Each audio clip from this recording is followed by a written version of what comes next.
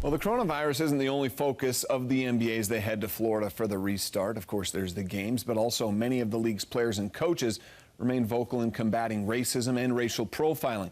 Donovan Mitchell and Quin Snyder are among those on that list. Coach Snyder joined the NBA Coaches Committee against racial injustice and says he has become more aware of some of the challenges players in the NBA face on a regular basis, including his own Donovan Mitchell.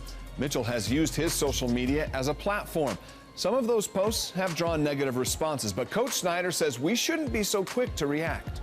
It takes courage to stand up for what you believe in, and to the extent that he made some other people and some of us uncomfortable, I don't know that that's, I think that's a good thing.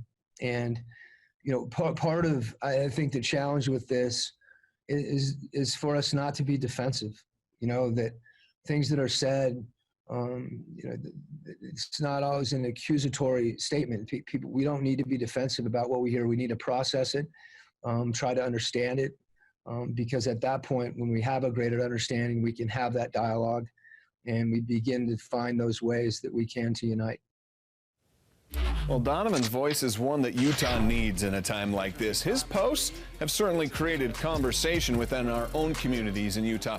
Coach Snyder says he's proud of Donovan for being that voice. And he says it's important that when the NBA resumes play in Orlando, that there continues to be that platform for the players that are there.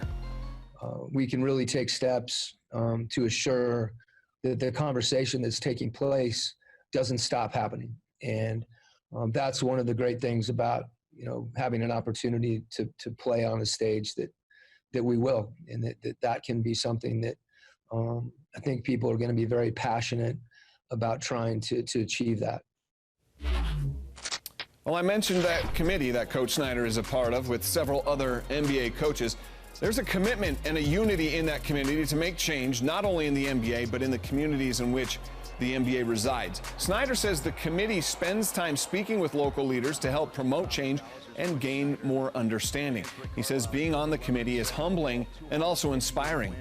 I think that's very important to us, to not just leave these issues and these platforms to the players, that we can assist with that as well. But ultimately, to the extent that we're all there together, I know there'll be a lot of thought and dialogue around various things that can happen